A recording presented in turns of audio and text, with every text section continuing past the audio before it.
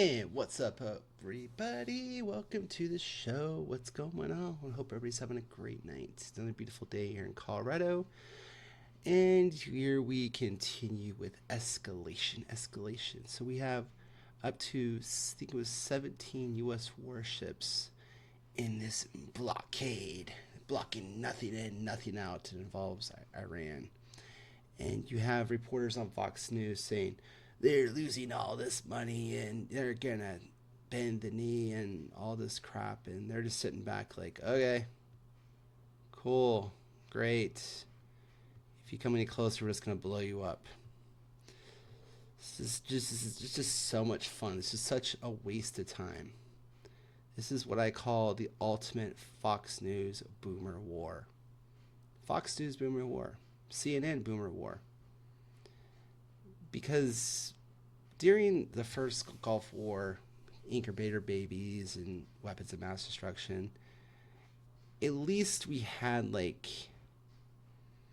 a real threat. We had Iraq invade Kuwait, and we had to get them out. But little did we know that Saddam Hussein worked for the CIA and was told to basically invade that country, and was blackmailed. So, in hindsight, Trump was told to attack Iran because he was told it was basically going to be a cakewalk. And Israel went in first, and we had to follow. So it's Fugazi at this point. It's just the classic Fox News boomer war at this point. Anybody who pays attention to mainstream news, this is their war. Everybody on the internet is screaming and shouting, saying this is ridiculous, this is stupid, this is an Epstein war, which it is. This is to cover up the Epstein files because the Rothschilds were in the Epstein files, and this was in the Epstein files, and that was in the Epstein files, and pictures that were in the Epstein files, and the compromising and the knee bending of the the war generation, the people that are rooting for this, is disgusting. Because all this is gonna do is just hurt people. This is literally gonna hurt every single one of our allies in the entire world. Some countries have are running out of oil within weeks, if not already.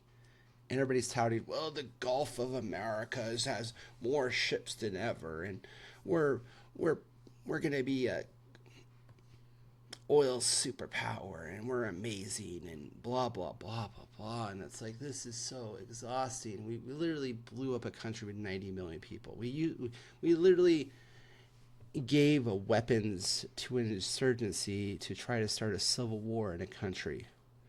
And Trump actually said that we armed the protesters, and that's probably more than likely why they got killed. Because they were touting, oh, 20,000, 40,000 people, and we're peaceful protesters. And then Trump goes like, yeah, we gave them guns. Yeah, so they're gonna get killed. If they pulled that crap in the United States, the police would shoot them. It's just hands down, hands up, and that's what would happen. That is what would happen. The good old boys would come out and probably start shooting them because America, you ain't messing with America. Can't mess with America. And we're just so used to winning wars. We're so used to ordering pizza and watching the news and watching the bombs and the shock and awe because that's all we know. We are a bloodthirsty nation. We are the bloodthirsty nation of the British banking empire. We are while while Israel is the war nation for the Middle East to keep all of the British Empire, United Arab Emirates, Saudi Arabia, Qatar, all those proxy states in line to keep the oil flowing. Because we protect the waterways, British Banking Empire runs the financial parts, and the Pope protects the religious aspect of it, and we are the war nation that protects the waters, that protects the oil coming out of the strait.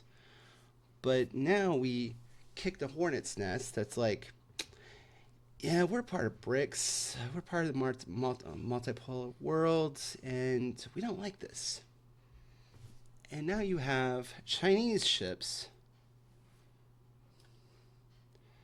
I'm going to make sure this doesn't have any sound. No sound. No sound. We don't like sound here at the TED Spot, Patriot Rooster, because we don't want a strike. We keep it neutral. So, yeah, so we're turning around Chinese ships, and China basically said, hey, don't mess with our trade. And rightfully so, because they make everything.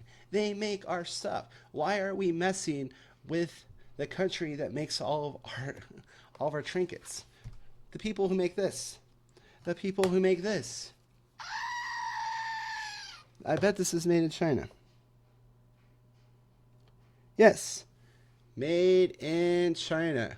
So if China can't get the oil, we don't have goats.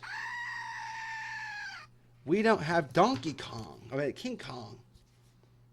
We don't have the little trinkets. We don't get these. We don't get Mario Karts. Why are we blocking Mario Karts? Who made Batman? Yeah, who made Batman? I believe China made Batman. China made Batman. So we have to protect the creators of Batman. Who made the Space Needle? Let's see. Made the Space Needle. Made in China. So we are going after the people who make Space Needles. Blocking. Who made Godzilla? I don't know who made Godzilla, but so on and so forth. Who made microchips, TV remotes, office trinkets? Who made this? I don't know. Anyway, that's beside the point. Who made this Russian doll? Who did it? Who did it? Who did it? But you get my point. We are the baddies. We are preventing oil to being transported to the people who make all of our fun little toys and our electronics and microchips, because those countries, they aren't getting helium. So cell phones, monitors, microphones, all this fun stuff that we take for granted every single day. And we have to realize that. We have to take that into consideration when we are rooting for entire straits to be being closed down that transmit 20% of the world's oil supply, and say, yeah, we're going to get them Ruskies. Wait, Iranians, who we fighting now? Who we fighting? I thought we were going after the Ruskies. Well, technically we are in a proxy war with Ukraine, because we built up the Ukrainian military, and we basically caused a coup in 2014 in the Maidan massacre, and then we put a puppet regime in, and then we built it up to attack Russia, and Russia got fed up and actually attacked back. That's what happened. The massacre, the coup in Maidan in 2014. That is when the Ukrainian thing started, prior to the first Trump. So, and then it built up into Biden. But thankfully, I think the entire time that Trump was in office, they were building up that military. But now, China and Russia have a proxy war against us because we brought it on ourselves, and our proxy war is Iran. And we don't have the military capability on fighting this fight because we gave all our military might to Ukraine. That's what we did. And now we can't attack a country with 90 million people in it. Oh, boo hoo. And then you have this crap. It's like, whoa there. I didn't see that. Okay. Twitter's a crazy place. I have no idea who the hell that is. But, oh my God. Do I dare to scroll?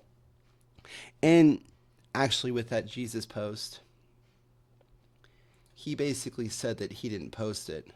President Trump said viral image that was posted on it was not a deception of him as Jesus, but was him decided as a doctor.